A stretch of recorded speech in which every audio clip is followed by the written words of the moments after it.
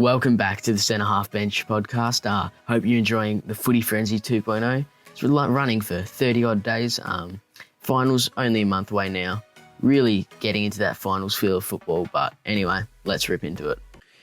First, we're going to start off with is big stories. And one of the biggest stories of the season is the Adelaide Crows' first win of the year. And it comes in round 15 on a Tuesday night against the Hawks at Adelaide Oval, but it was a Hawthorn home game. Bit of a weird place for them to be playing away, from them knowing the ground so well. But they put on a show, and you love to see it, especially to see the Crows get their first win. It's massive. Yeah, and any other week it would have been the biggest story, but because of Sydney Stack and Coleman-Jones, it kind of got brushed to the side because of their whole scandal, obviously going to the strip club, getting in a brawl and being sent home to Victoria and banned for 10 games. Not what you like to see, but I'm sure they'll come back better players and people, even though for the moment lots of people hate them. But Sydney Stack, obviously, and what's the other bloke's name? Sorry, I forget it. Callan Coleman-Jones both came out with an apology, and that's the only thing they could have done. But Richmond have been given a $100,000 fine, but the real thing is they've asked Sydney Stack and Coleman to pay them pay the club or pay the fine of $75,000. And the club only pay $25,000 out of the $100,000, which is just which is like probably majority of their contracts both being, I'm pretty sure they're both rookie listed players. So that's going to take a big chop out of their contract. But I think the Players Association is looking into it and saying that they can't do it because of obvious reasons like that.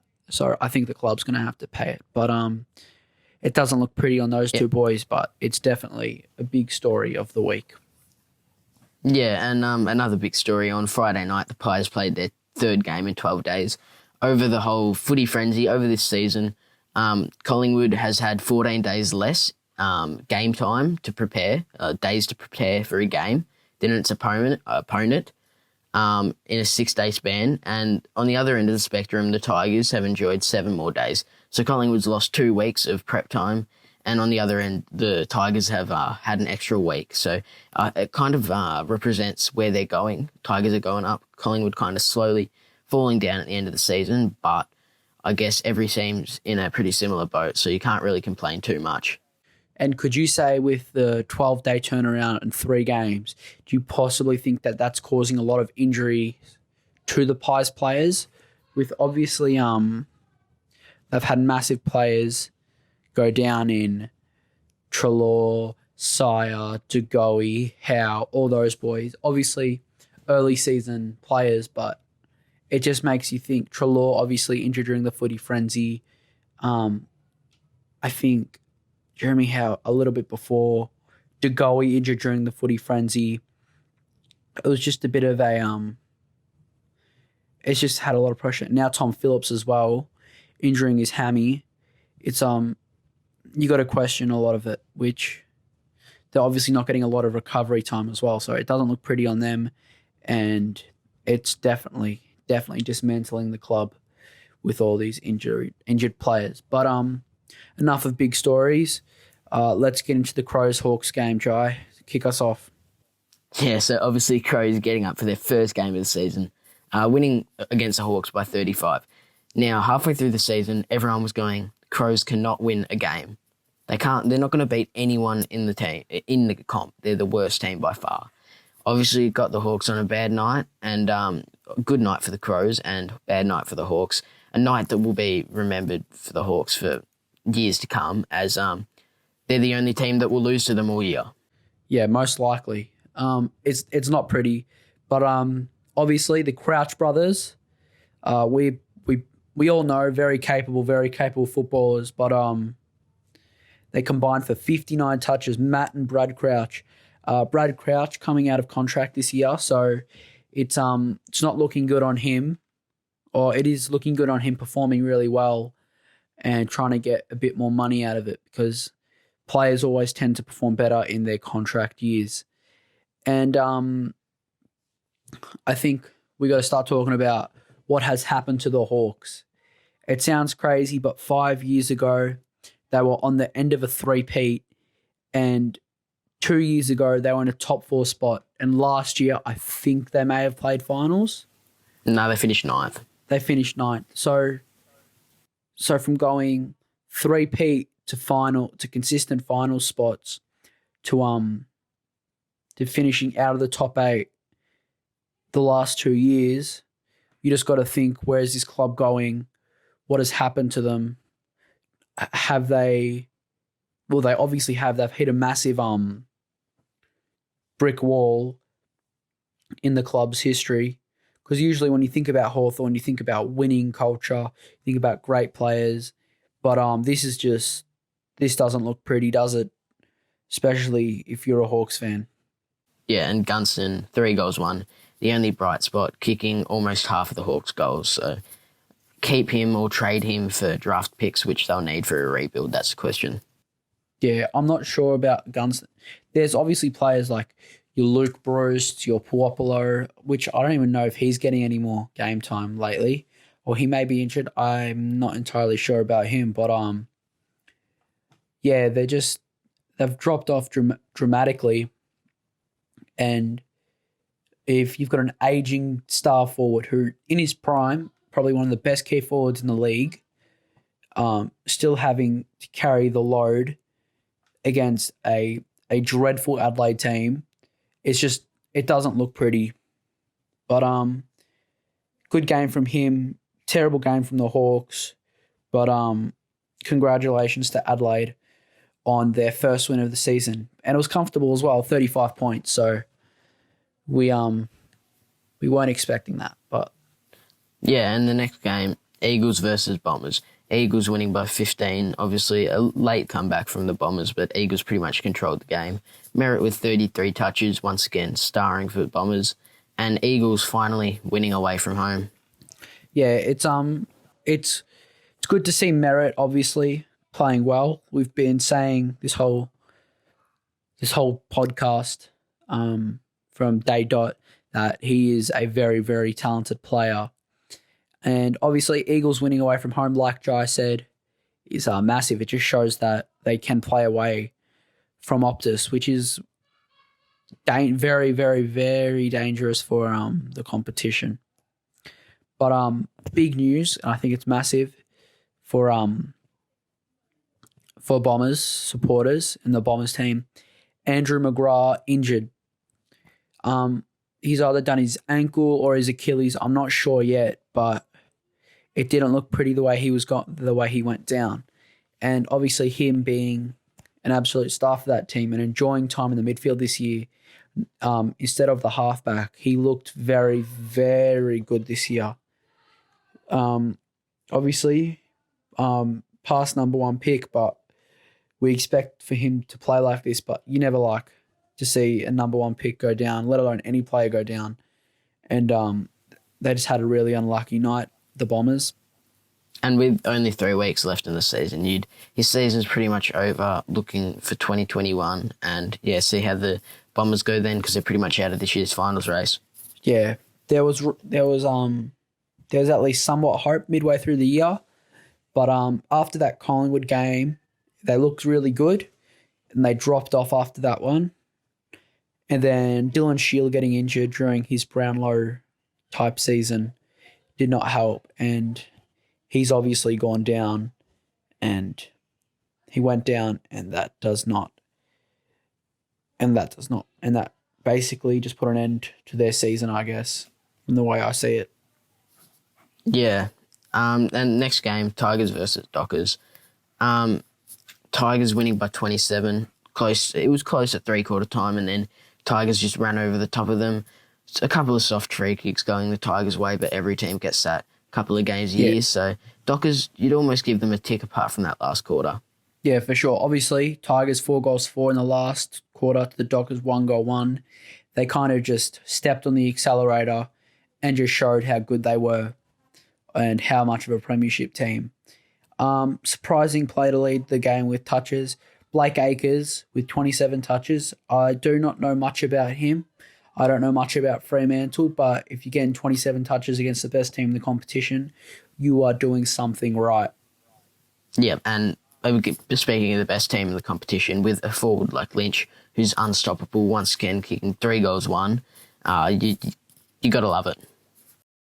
He's showing that he's still an elite forward in the comp and just taking over Jack Rewalt's spot, who I think needs to retire. He's just old and he's just come to an age where go talk on Fox Footy or the Channel 7 or whatever you feel like talking on and just go spend time with your family, basically. But anyways, let's get into footy stocks, why don't we, Jai?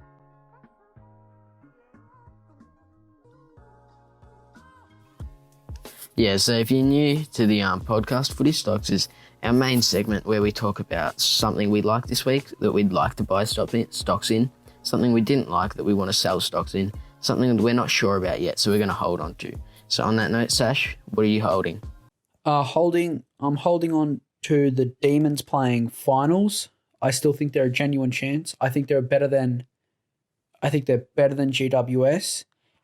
The Doggies can compete with them. We obviously saw them beat them. But I think on Melbourne's day, they're a very, very, very good team in the competition. What are you looking to hold on, Jai? Yeah, so I'm holding on to the Pies going deep into the season. We played all right on Friday night against the Lions, who are a quality team. Not sure they're a contender, but they're definitely a good team. If we clean up a couple of things like our disposal under pressure and our inside 50s, while adding the key players of Howe, DeGoey, Treloar and Sidebottom back into that lineup, I can see us going deep, maybe to a prelim. Not sure about the full thing compared to teams like Geelong, but... And those role players like Chris Mayne, Tom Langdon, Braden Sire, those also make massive, massive difference to that Pies team, which is what you need. Superstars and very, very good role players that can do their job. Anyways, we're going to look at the selling part of it. This is a big call because I'm looking into the future, but Essendon are not winning a finals for the next 3 years. They may play it, but I don't see them winning a final for the next 3 years.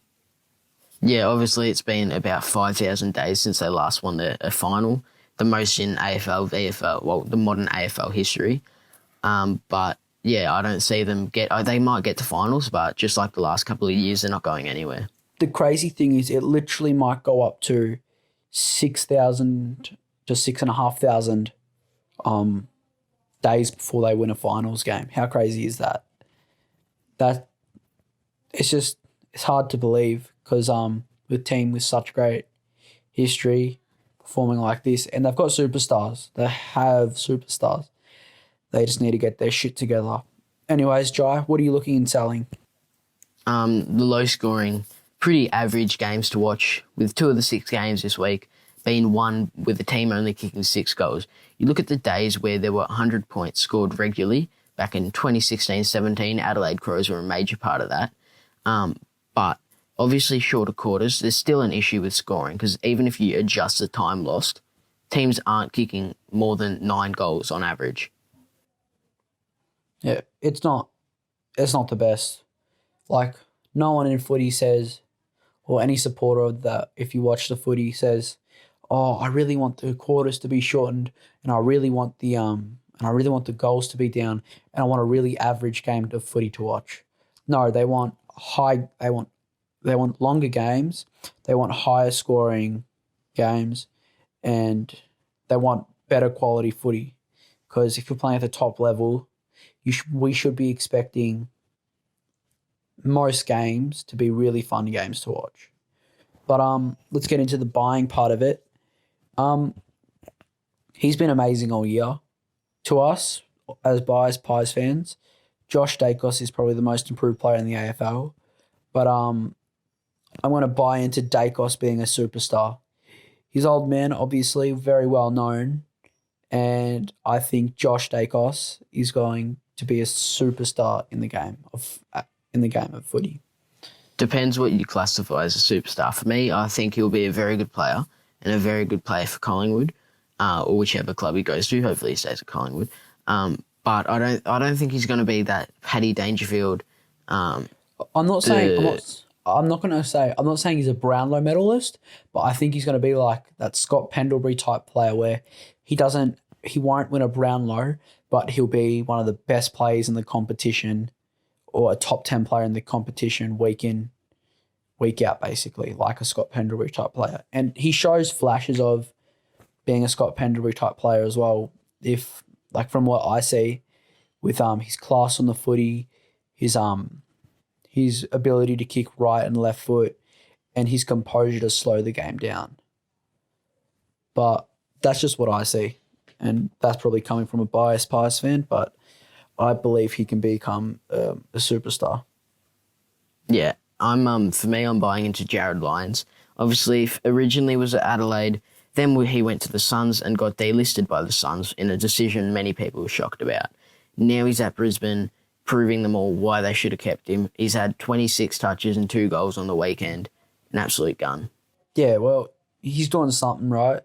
And to prove the doubters wrong, you love seeing stuff like that in any type of sport, whether it be soccer, basketball, footy, netball, volleyball, whatever sport. But anyways, I think that's going to wrap up footy stocks, and let's get back into the game reviews. Try kick us off again.